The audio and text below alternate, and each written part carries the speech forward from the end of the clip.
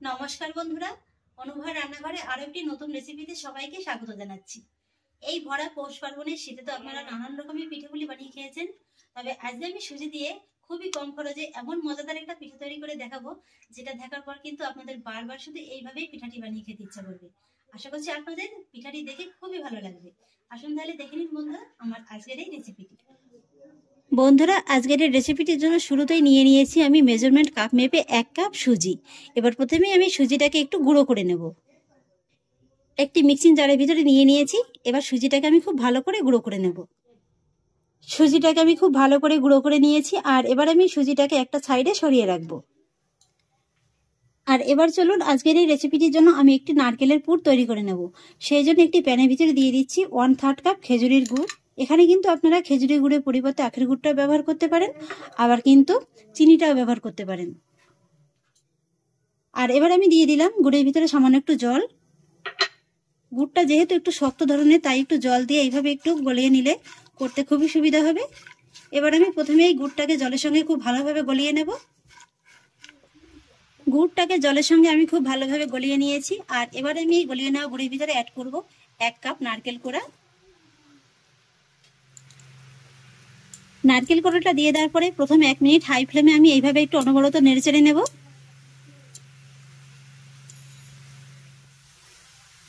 1 minute বাদে গ্যাসের ফ্লেমটাকে লো মিডিয়ামে রেখে আবারও এইভাবে অনবরত নেড়েচেড়ে আমি নারকেলের পুরটাকে তৈরি করে নেব। আরও প্রায় 4 থেকে 5 মিনিটের মতো এইভাবে অনবরত নেড়েচেড়ে আমি নারকেলের পুরটাকে তৈরি করে নিয়েছি। এই যে দেখুন বন্ধুরা, পুরটা কিন্তু এইভাবে একটু ভাজা ভাজা করে নিতে হবে। এবার আমি গ্যাসের ফ্লেমটাকে অফ করে দেবো আর নারকেলের পুরটাকে নামিয়ে নেব। এবার চলুন আজকের রেসিপির বাকি সব কাজগুলো সেরে নিই। আর আজকের রেসিপির আরও একটি প্রধান উপকরণ হচ্ছে বিট। আর সেই জন্য দেখুন আমি এখানে নিয়েছি ছোট সাইজের 2টো বিট। বন্ধুরা, আমি আজকে কোনো রকম কৃত্রিম রং ছাড়াই প্রাকৃতিকভাবে তৈরি করে দেখাবো দারুণ কালারের একটি পিঠা রেসিপি। এবার প্রথমে আমি বিট দুটোকে একটু কেটে নেব।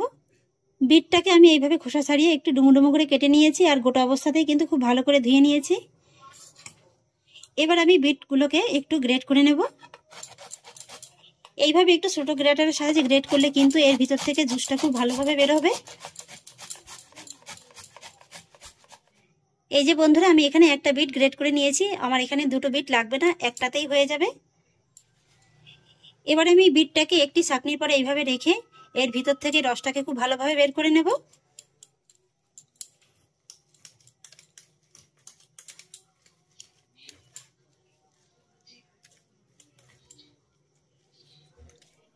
এবার চলুন বন্ধুরা সুজির ডোটি তৈরি করে নেব। সেই জন্য কড়াইতে দিয়ে দেবো 1 কাপ জল,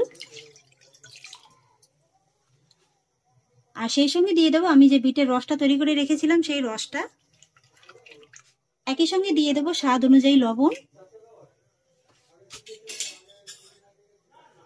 এবার প্রথমে আমি এই জলটাকে খুব ভালো করে একবার ফুটিয়ে নেব।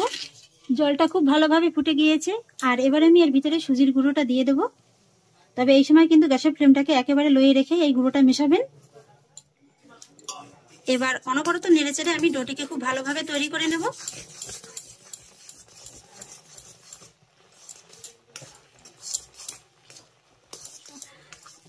এখানে কিন্তু বন্ধুরা বিটের রসটা খুব বেশি দিতে যাবে না, তাহলে কিন্তু এই পিঠার রংটা খুব বেশি একেবারে গাঢ় হয়ে যাবে।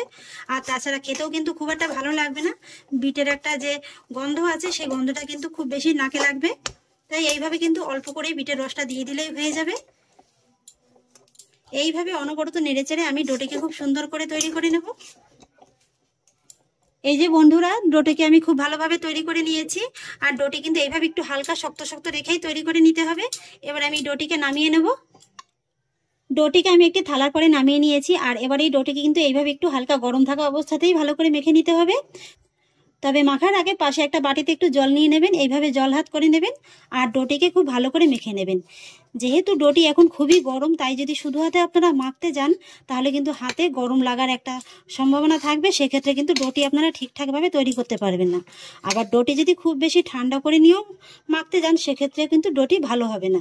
এইভাবে তাই অল্প অল্প জল হাত করে নিয়ে ডোটিকে খুব ভালো করে একেবারে মসৃণ করে মেখে নিতে হবে।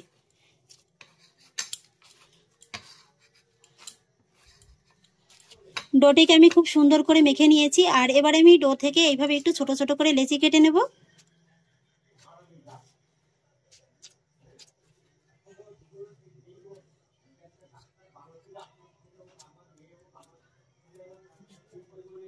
সবগুলো লেচি আমি কেটে নিয়েছি, আর এবার আমি একটা লেচি নিয়ে নেব, আর বাকি লেচিগুলো সব এইভাবে একটা ভেজা সুতির কাপড় দিয়ে ঢেকে রাখবো, যাতে করে উপর থেকে শুকিয়ে না যায়। এবার এই লেচিটাকে হাতের সাহায্যে এভাবে একটু চেপে চেপে খুব ভালো করে গোল করে নিতে হবে।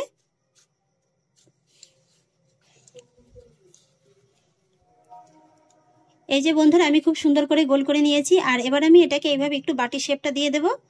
আমরা যেভাবে সাধারণত পুলি পিঠার জন্য বাটি শেপটা দিয়ে থাকি সেইভাবেই দিয়ে দেব।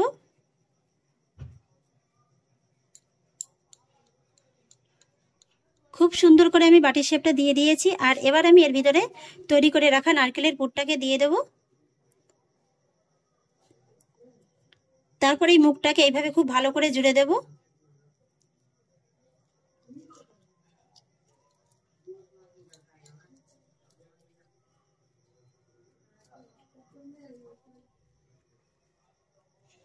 তারপরে আবার হাতের সাহায্যে এইভাবে একটু গোল করে নেব।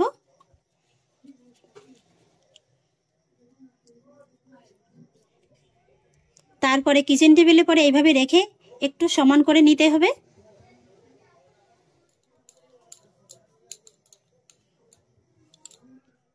এই যে দেখুন বন্ধুরা, আমি খুব সুন্দর করে গোল করে নিয়েছি।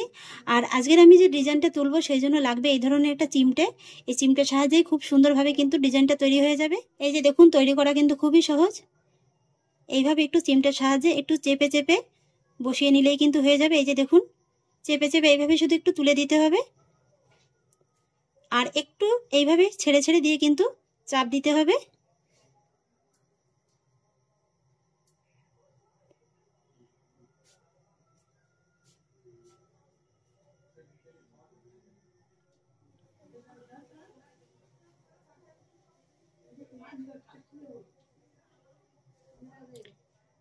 তারপর আবারও এইভাবে একটু চেপে দিতে হবে। এটাতে কিন্তু বলার কিছুই নেই, আপনারা দেখে নিশ্চয়ই বুঝতে পারছেন যে আমি ঠিক কিভাবে তৈরি করে নিচ্ছি।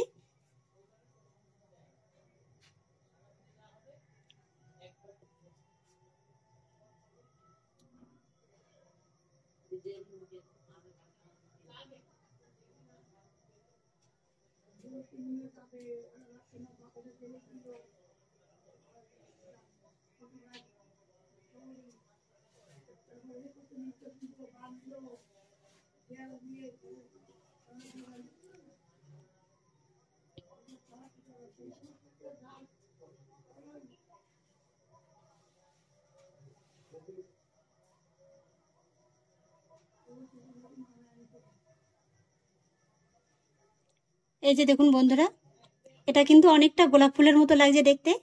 এই যে দেখুন, আমি আমার মন মতো করে ডিজাইনটা তৈরি করে নিয়েছি। আপনাদের কেমন লাগছে অবশ্যই কিন্তু কমেন্টে জানাবেন। আর দেখতেই পেলেন তৈরি করা কতটা সহজ। আপনাদের বোঝার সুবিধার্থে আমি আরও একটি তৈরি করে দেখিয়ে দিচ্ছি। একই রকম ভাবে নারকেলের পুরটা দিয়ে দেবো।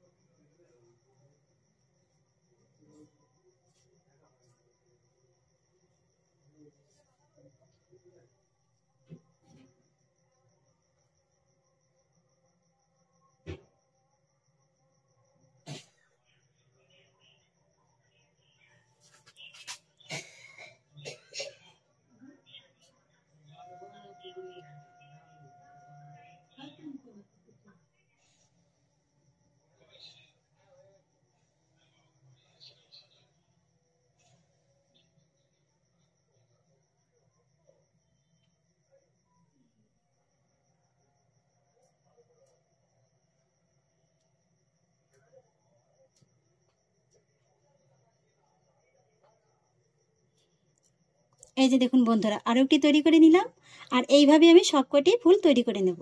এই যে দেখুন বন্ধুরা, আমি একা করে সবগুলো পিঠা তৈরি করে নিয়েছি। আর পিঠাগুলো দেখতে দেখুন বন্ধুরা কতটা লোভনীয় লাগছে, কি সুন্দর লাগছে দেখতে। বন্ধুরা, এবার আমি এই পিঠেগুলোকে সব এক এক করে ভাপিয়ে নেব, আর সেই জন্য একটি পাত্রের ভিতরে আগেই কিছুটা পরিমাণে জল গরম বসিয়ে দিয়েছি। আর ভাপিয়ে নেওয়ার জন্য নিয়েছি এরকম একটি ছিদ্রযুক্ত থালা। থালাতে কিন্তু আমি আগে সামান্য একটু সাদা তেল মাখিয়ে নিয়েছি। এবার আমি পিঠাগুলোকে সব থালার পরে বসিয়ে দেব। তবে এই পিঠাগুলো কিন্তু আপনারা তেলে ভেজেও খেতে পারেন, সেটা খেতেও খুবই ভালো লাগে। তবে অনেকে আছেন যারা স্বাস্থ্যের দিকে খেয়াল রেখে তেলটা একটু অ্যাভয়েড করতে চান, তারা কিন্তু এইভাবে পিঠা বানিয়ে অনায়াসে খেতে পারেন। এটা স্বাস্থ্যের পক্ষেও যেমন খুবই উপকারী, আর খেতেও কিন্তু দুর্দান্ত লাগে। এইবার আমি পিঠাগুলোকে ঢাকা চাপা দিয়ে 5 মিনিটের মতো এইভাবে হাই ফ্লেমে ভাপিয়ে নেব। যেহেতু এই পিঠাগুলোর পুরটা আগেই তৈরি করা আছে আর সুজিটাও আগে থাকতে রান্না করা আছে, তাই কিন্তু এটা ভাপাতে খুব বেশি সময় লাগবে না। ফিরে এলাম বন্ধুরা 5 মিনিট বাদে। এবার ঢাকাটাকে তুলে নিচ্ছি। এই যে দেখুন বন্ধুরা, পিঠাগুলো কত সুন্দর ভাপানো হয়ে গেছে। এই যে দেখুন, হাতে কিন্তু একদমই কোনো রকমের কাঁচা ভাব লেগে যাচ্ছে না।